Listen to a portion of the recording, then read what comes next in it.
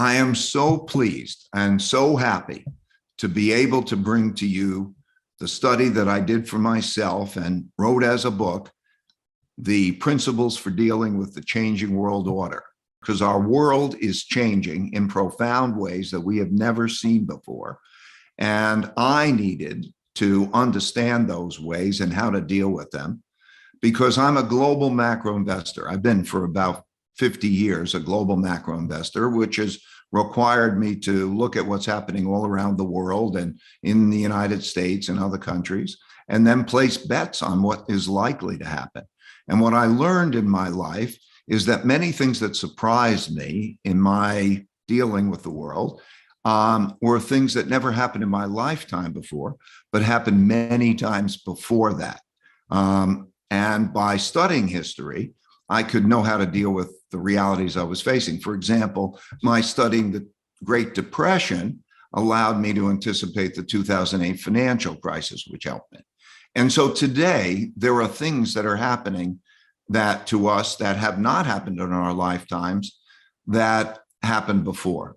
And those three things that drew my attention to this were, first, the hitting of zero interest rates and the production of a lot of debt, and then the production of a lot of money to monetize. In other words, buy that debt and have that money pass through the economy and have it affect financial markets and have it affect inflation and so on. That has not happened in our lifetimes before. You have to go back to the 1930s. The second is the amount of internal conflict that is happening with the greatest wealth gaps that have existed since the 1930s. So the political gaps are the largest since 1900. The wealth gaps are the largest since the 1930s. And when you have large wealth gaps and financial problems, that coming together is a big influence. And the third is the rise of a great power in the form of China, challenging the existing great power and the existing world order, which began in 1949. So the rise of China, the possible decline of the United States. I needed to see those patterns. So I studied the last 500 years, and it was eye-opening because I would see that the same things would happen over and over again because the same cause-effect relationships existed. And I want to pass that along to you, and it can help you individually, or it could help us collectively deal with the circumstances that are coming at us. So I'm delighted to be able to let you know that it's available on Amazon and other booksellers. And I hope you'll read it, and I hope we'll be able to exchange thoughts about it on social media. The Changing World Order. The times ahead will be radically different from those that we've experienced in our lifetimes, though similar to many times before. How do I know that? Because they always have been.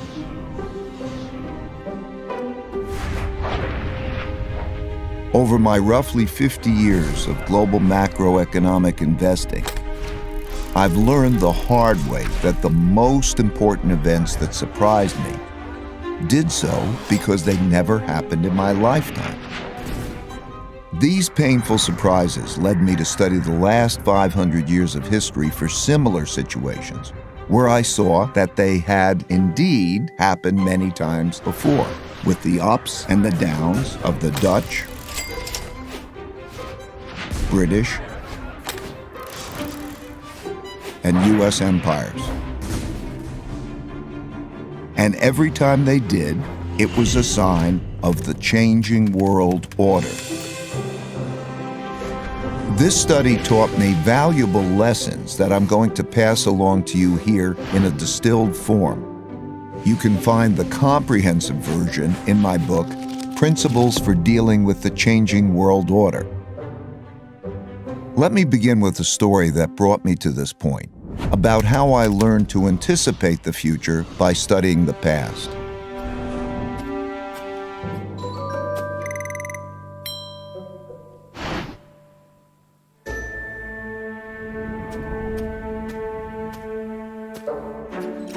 In 1971, when I was a young clerk on the floor of the New York Stock Exchange, the United States ran out of money and defaulted on its debts. That's right, the U.S. ran out of money. How? Well, back then, gold was the money used in transactions between countries. Paper money, like the dollar, was like checks in a checkbook in that it had no value other than it could be exchanged for gold, which was the real money. At the time, the United States was spending a lot more money than it was earning by writing a lot more of these paper money checks than it had gold in the bank to exchange for them. As people turned these checks into the bank for gold money, the amount of gold in the U.S. started to dwindle. It soon became obvious that the U.S. couldn't keep its promises for all the existing paper money, so people holding dollars rushed to exchange them before the gold ran out. Recognizing that the U.S. was going to run out of real money, on Sunday evening, August 15th, President Nixon went on television to tell the world that the U.S. was breaking its promise to let people exchange their dollars for gold. Of course, he didn't say it that way. He said it more diplomatically, without making it clear that the United States was defaulting. The strength of a nation's currency is based on the strength of that nation's economy. And the American economy is by far the strongest in the world. Accordingly, I have directed the Secretary of the Treasury to take the action necessary to defend the dollar against the speculators. I have directed Secretary Connally to suspend temporarily the convertibility of the dollar into gold or other reserve assets, except in amounts and conditions determined to be in the interest of monetary stability and in the best interest of the United States. I watched in awe, realizing that money as we understood it was ending. What a crisis! I expected the stock market to plunge the next day, so I got on the exchange floor early to prepare. When the opening bell rang, pandemonium broke out, but not the kind I expected. The market was up, way up, and went on to rise nearly 25%. That surprised me, because I never experienced a currency devaluation before. When I dug into history, I discovered that the exact same thing happened in 1933 and had the exact same effect. Then, paper dollars were also linked to gold, which the U.S. was running out of because it was spending more paper money checks than it had gold to exchange for them. And President Roosevelt announced on the radio that he would break the country's promise to exchange dollars for gold. It was then that I issued the proclamation providing for the National Bank holiday. And this was the first step in the government's reconstruction of our financial and economic fabric. The second step, last Thursday, was the legislation promptly and patriotically passed by the Congress, confirming my proclamation and broadening my powers so that it became possible, in view of the requirement of time, to extend the holiday and lift the ban of that holiday gradually in the days to come. This law also gave authority to develop a program of facilitation. In both cases, breaking the link to gold allowed the U.S. to continue spending more than it earned, simply by printing more paper dollars. Since there was an increase in the number of dollars without an increase in the country's wealth, the value of each dollar fell. As these new dollars entered the market, without a corresponding increase in productivity, they went to buy lots of stocks, gold, and commodities, and hence caused their prices to rise. As I studied more history, I saw that the exact same thing happened many, many times before.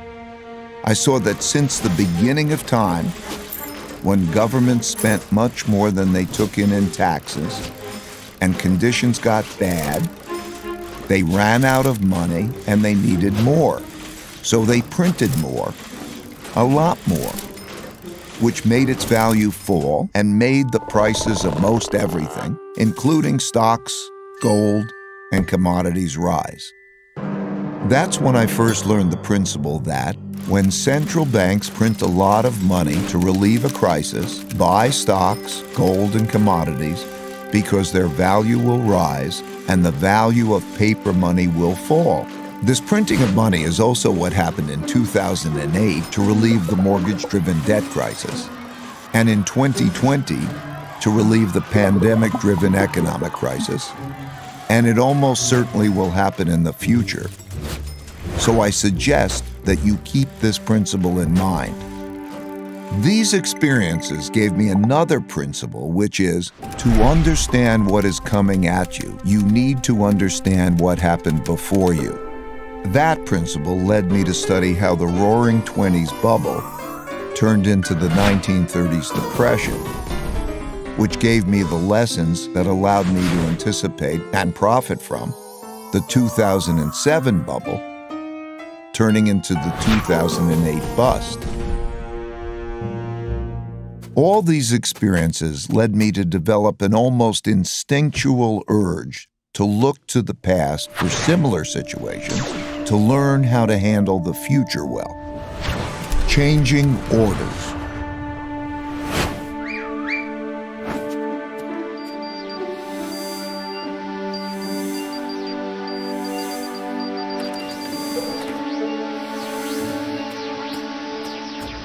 Over the last few years, three big things that hadn't happened in my lifetime prompted me to do this study.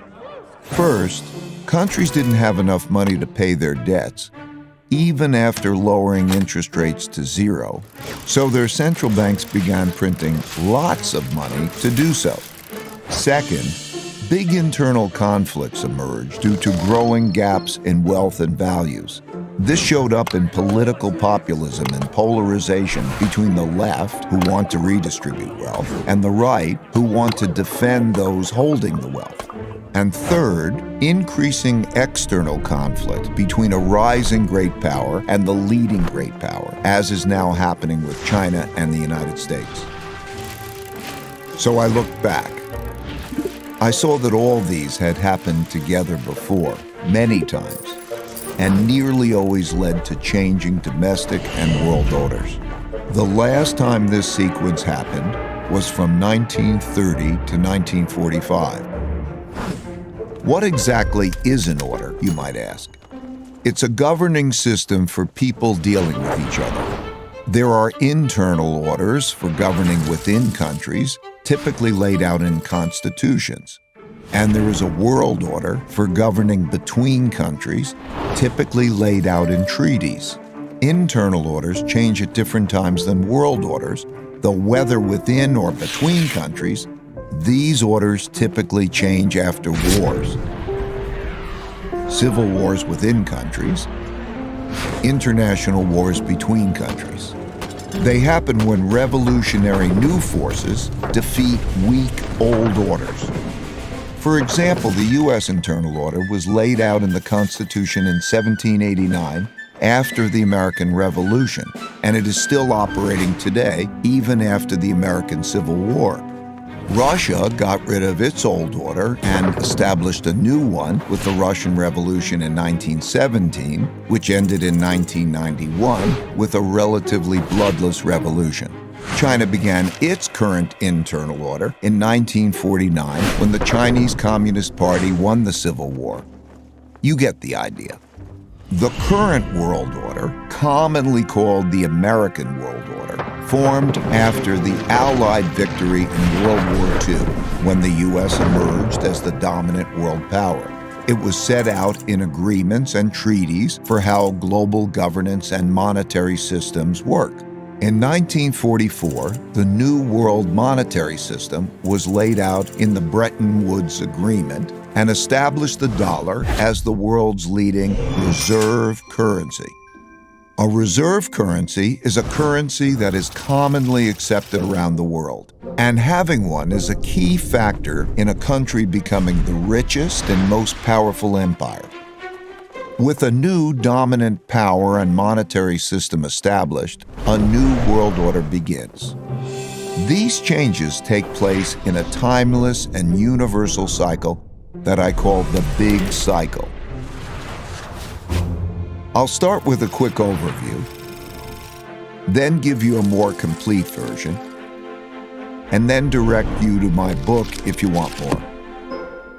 As I studied the 10 most powerful empires over the last 500 years and the last 3 reserve currencies, it took me through the rise and decline of the Dutch Empire and the guilder, the British Empire and the pound, the rise and early decline in the United States Empire and the dollar, and the decline and rise of the Chinese Empire and its currencies, as well as the rise and decline of the Spanish, German, French, Indian, Japanese, Russian, and Ottoman empires, along with their significant conflicts, as measured in this chart.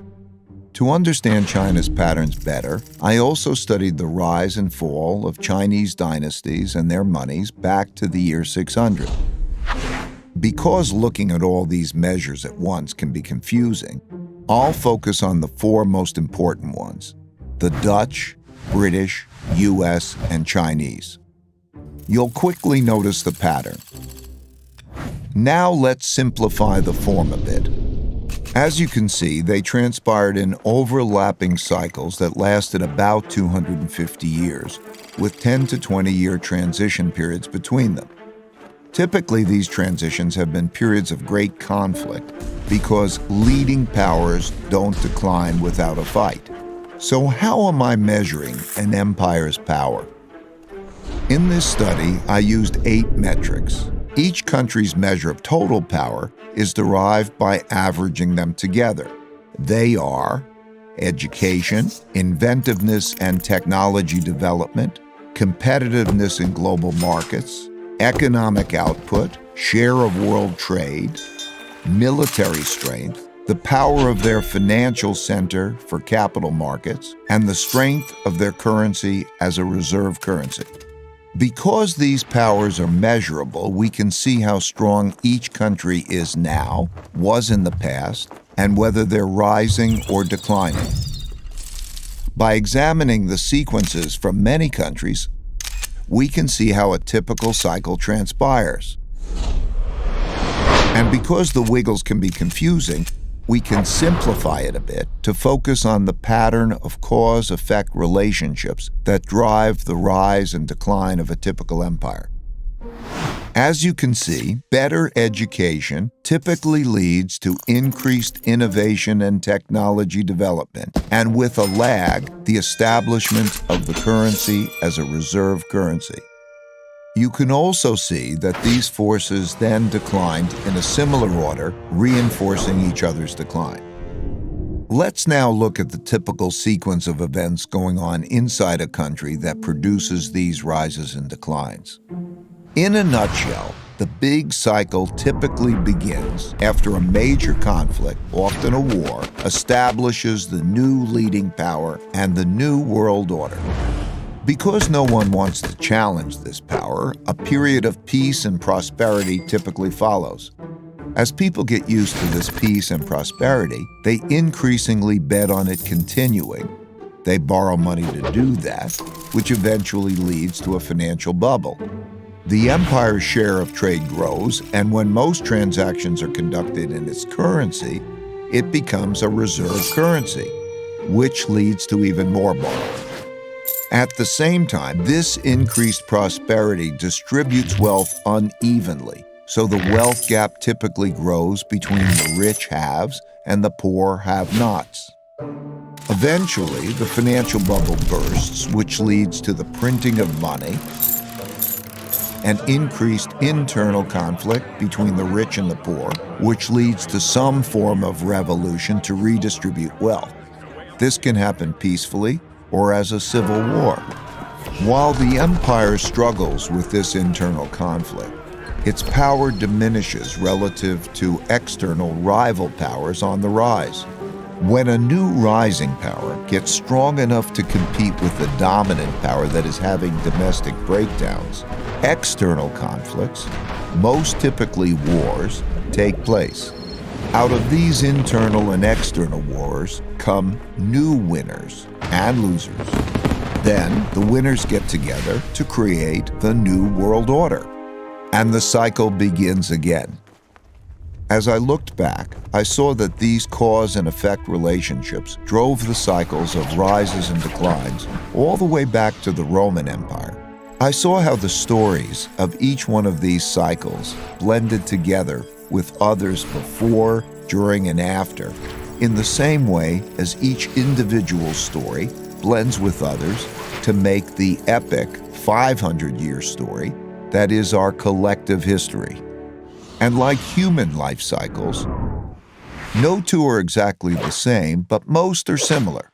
They're driven by logical cause and effect relationships that progress through stages from birth to strength and maturity to weakness and inevitably decline. However, that's like saying a person's life cycle takes 80 years on average, without recognizing that many are much shorter and many are longer. While age can be a good indicator of future longevity, a better way is to look at health indicators. One can do that with empires and their vital signs too. I found that by watching the indicators of power change, I was able to see what stage a country was in, which helped me to anticipate what was likely to come next. Now, I'll take you through the big cycle in more detail. Give me 20 minutes and I'll give you the last 500 years of history and show you the similar patterns across the Dutch, British, US, and Chinese empires. 500 years of big cycles.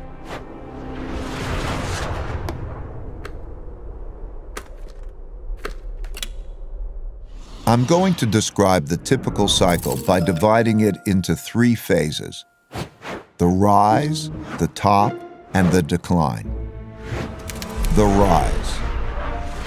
Successful new orders that rise, both internal and external, are typically started by powerful revolutionary leaders doing 4 things. First, they win power by gaining more support than the opposition. Second, they consolidate power by converting, weakening, or eliminating the opposition so they don't stand in their way. Third, they establish systems and institutions that make the country work well. And fourth, they pick their successors well, or create systems that do that. Because a great empire requires many great leaders over several generations. At this stage, soon after winning the fight, there is typically a period of peace and growing prosperity because the leadership is clearly dominant and has broad support, so no one wants to fight it. During this phase, leaders within the country have to design an excellent system to raise the country's wealth and power. First and foremost, to be great, they must have strong education, which is not just teaching knowledge and skills, but also strong character, civility, and work ethic. These are typically taught in the family, schools, and religious institutions. That provides a healthy respect for rules and laws, order within society, low corruption, and enables them to unite behind a common purpose and work well together. As they do this, they increasingly shift from producing basic products to innovating and inventing new technologies. For example, the Dutch rose to defeat the Habsburg Empire and become superbly educated. They became so inventive that they came up with 1/4 of all major inventions in the world, the most important of which was the invention of ships that could travel around the world to collect great riches, and the invention of capitalism, as we know it today, to finance those voyages. They, like all leading empires, enhanced their thinking by being open to the best thinking in the world. As a result, the people in the country become more productive and more competitive in world markets, which shows up in their growing economic output and rising share of world trade. You can see this happening now as the US and China are roughly comparable in both their economic outputs and their shares of world trade. As countries trade more globally, they must protect their trade routes and their foreign interests from attack, so they develop great military strength. If done well, this virtuous cycle leads to strong income growth, which can be used to finance investments in education, infrastructure, and research and development. They must also develop systems to incentivize and empower those that have the ability to make or take wealth. In all of these cases, the most successful empires used a capitalist approach to develop productive entrepreneurs. Even China, which is run by the Chinese Communist Party, used a form of this capitalist approach.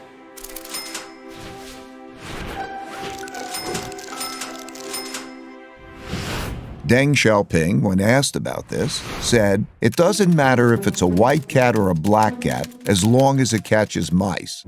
And it's glorious to be rich." To do this well, they must develop their capital markets. Most importantly, their lending, bond, and stock markets. That allows people to convert their savings into investments to fund invention and development, and share in the successes of those who make great things happen. The Dutch created the first publicly listed company, the Dutch East India Company, and the first stock market to fund it, which were integral parts of the system that produced massive wealth and power. As a natural consequence, the greatest empires developed the world's leading financial centers for attracting and distributing the world's capital. Amsterdam was the world's financial center when the Dutch were preeminent. London, when the British were on top. New York is now, and China is quickly developing its financial centers. Most importantly, the capitalists, the governments, and the military must work together. Not only did the Dutch work well together, they were one and the same. The Dutch East India Company was granted a trade monopoly from the government and had its own officially sanctioned military to go out into the global markets to make and take wealth. The British followed with the British East India Company and had a similar coordination of their government, business, and military operations. The U.S. military-industrial complex followed suit, as does the Chinese system today. As the country becomes the largest international trading empire, its transactions can be paid with its currency, making it the preferred global medium of exchange. And because their currency is so widely accepted and frequently used, people around the world want to save in it, making it the preferred storehold of wealth, and thus the world's leading reserve currency. The guilder was the world's main reserve currency when the Dutch led world trade, the pound was when the British led, and the dollar has been since the US led. Naturally, China's currency is increasingly being used as a reserve currency. Having a reserve currency enables the empire to borrow more than other countries. That advantage is huge. Think about it. People all over the world are eager to save and hence lend back their currency to the empire. Countries without a reserve currency don't have that. And when the empire runs out of its own money, remember the United States in 1971? They can always print more. The exorbitant privilege afforded by the empire's reserve currency leads borrowing to increase and the beginning of a financial bubble. This series of cause and effect relationships leading to mutually supportive financial, political, and military powers, bolstered by the borrowing power of a reserve currency, have gone together since history began to be recorded. All the empires that became the most powerful in the world followed this path to the top.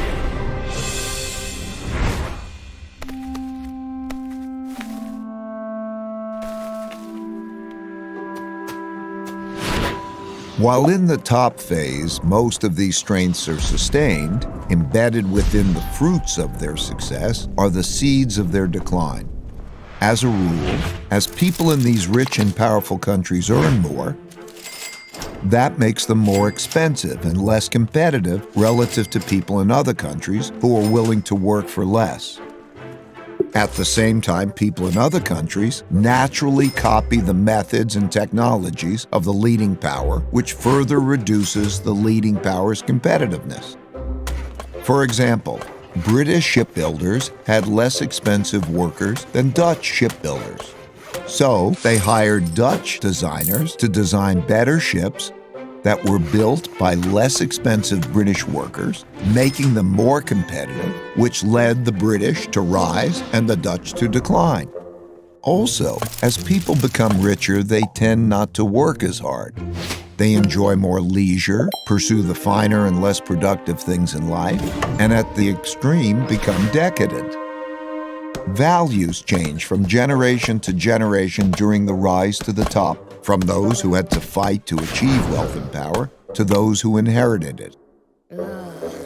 They're less battle-hardened, steeped in luxuries, and accustomed to the easy life, which makes them more vulnerable to challenges.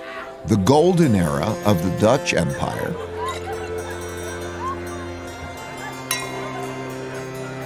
and the Victorian era of the British Empire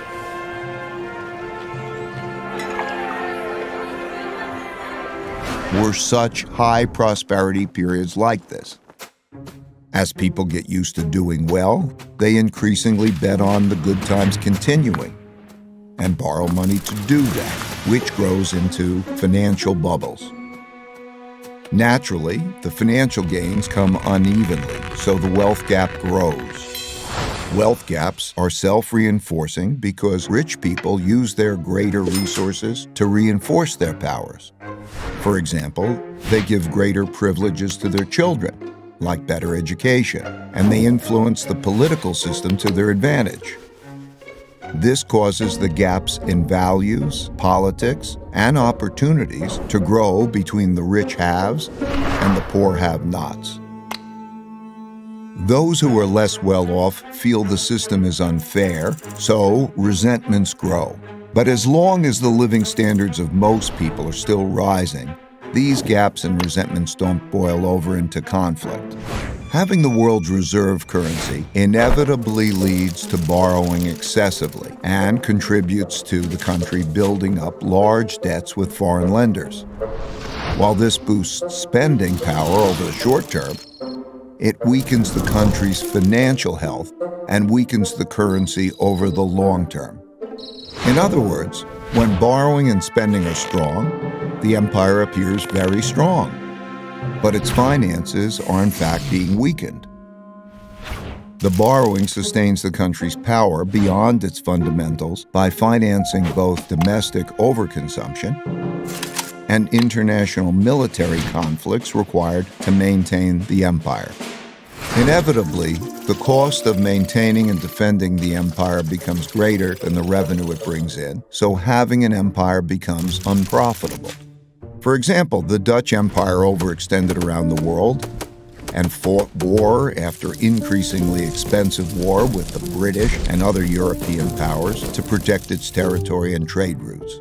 The British Empire similarly became massive, bureaucratic, and lost its competitive advantages as rival powers, particularly Germany, soared, leading to an increasingly expensive arms race and world war. The U.S. has spent about $8 trillion on foreign wars and their consequences since September 11, and trillions more for other military operations and for supporting military bases in 70 countries. And it still isn't spending enough to support its military competition with China in the area around China. In this cycle, the richer countries eventually get deeper into debt by borrowing from poorer countries that save more. It's one of the early signs of a wealth and power shift. This started in the United States in the 1980s when it had a per capita income 40 times that of China's and started borrowing from Chinese who wanted to save in dollars because the dollar was the world's reserve currency. Similarly, the British borrowed a lot of money from its much poorer colonies, and the Dutch did the same at their top. If the empire begins to run out of new lenders, those holding their currency begin to look to sell and get out rather than to buy, save, lend, and get in.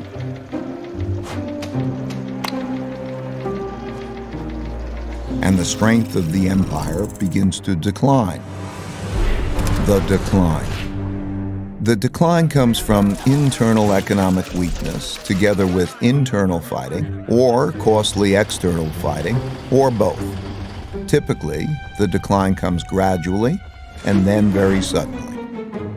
When debts become very large and there is an economic downturn and the empire can no longer borrow the money necessary to repay its debts, the financial bubble bursts. This creates great domestic hardships and forces the country to choose between defaulting on its debts or printing a lot of new money. It always chooses to print a lot of new money. At first gradually, and eventually massively.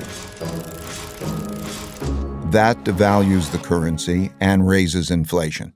For the Dutch, this was the financial crisis brought about by financial excesses and paying for the Fourth Anglo-Dutch War.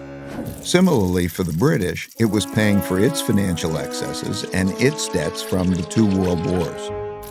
And for the U.S., it's been 3 cycles of debt finance booms and busts since the 90s, with the central bank stepping in each time with stronger measures. When the government has problems funding itself, when there are bad economic conditions, and living standards for most people are declining, and there are large wealth, values, and political gaps, internal conflict between the rich and the poor, as well as different ethnic, religious, and racial groups, greatly increases. This leads to political extremism that shows up as populism of the left or the right. Those of the left seek to redistribute the wealth, while those of the right seek to maintain the wealth in the hands of the rich. Typically, during such times, taxes on the rich rise, and when the rich fear their wealth and well-being will be taken away, they move to places, assets, and currencies they feel safer in. These outflows reduce the empire's tax revenue, which leads to a classic, self-reinforcing, hollowing out process. When the flight of wealth gets bad enough, governments outlaw it. Those seeking to get out begin to panic. These turbulent conditions undermine productivity, which shrinks the economic pie and causes more conflict about how to divide the shrinking resources. Populist leaders emerge from both sides and pledge to take control and bring about order. That's when democracy is most challenged because it fails to control the anarchy. And it is when the move to a strong populist leader who will bring order to the chaos is most likely. As conflict within the country escalates, it leads to some form of revolution or civil war to redistribute wealth and force the necessary big changes. This can be peaceful and maintain the existing order, but it's more often violent and changes the order. For example, the Roosevelt Revolution to redistribute wealth was relatively peaceful and maintained the existing internal order, while the French Revolution, the Russian Revolution, and the Chinese Revolution were much more violent and led to new internal orders.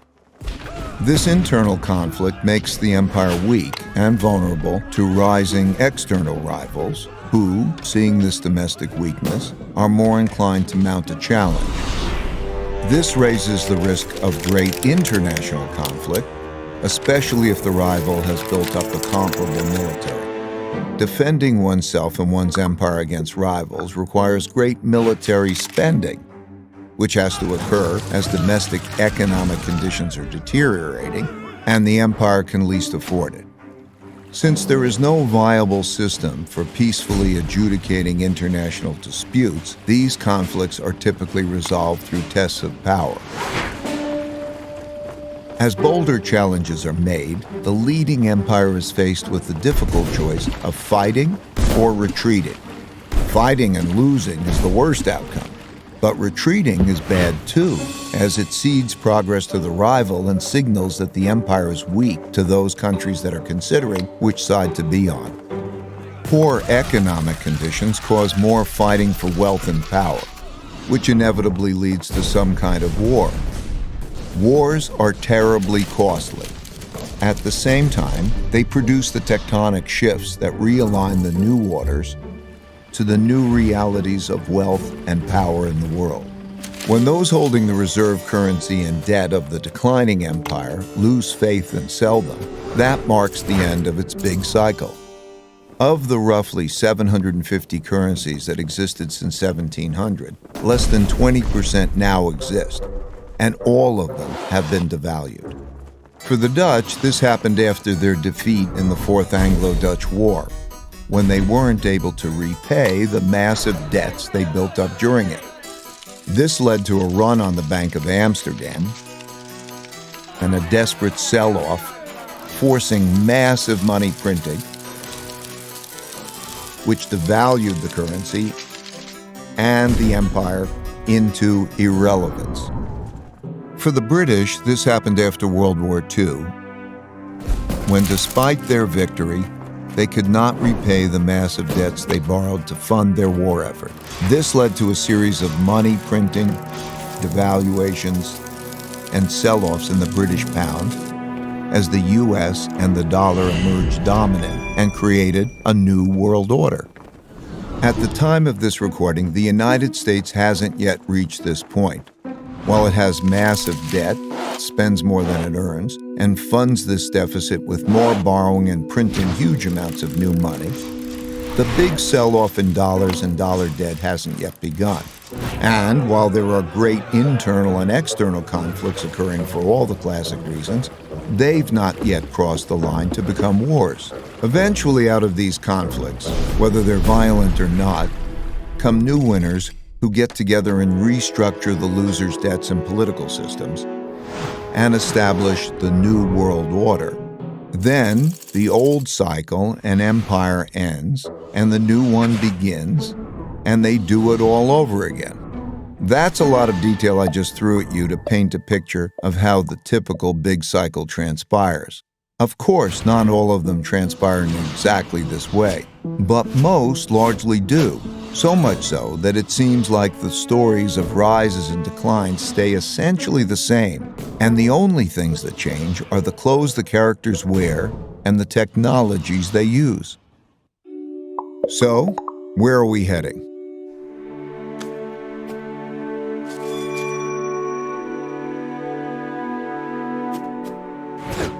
The future.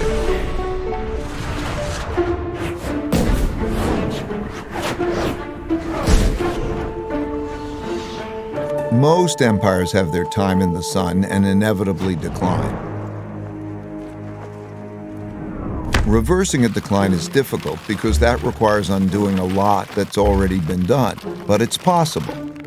By looking at these indicators, it's pretty easy to see which stage of the big cycle an empire is in, how fit it is, and whether its condition is improving or worsening,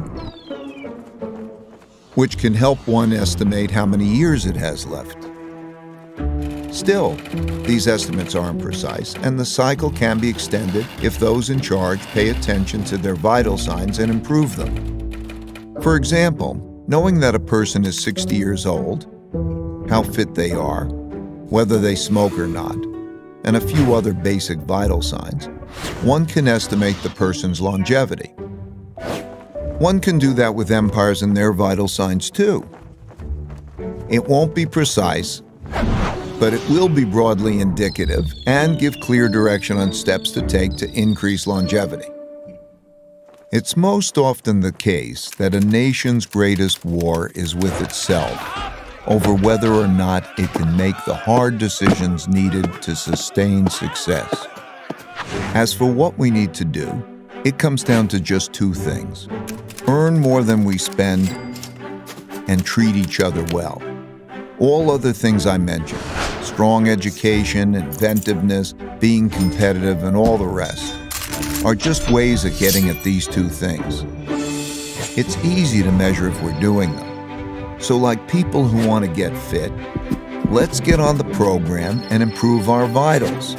Let's do that individually and collectively.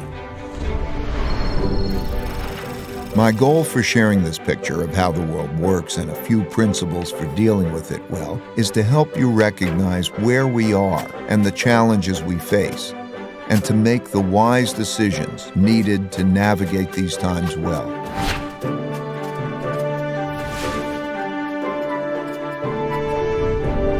Since there is a lot more to discuss and we are out of time, you can learn more in my book, Principles for Dealing with the Changing World Order, and I look forward to continuing this conversation at economicprinciples.org and on social media.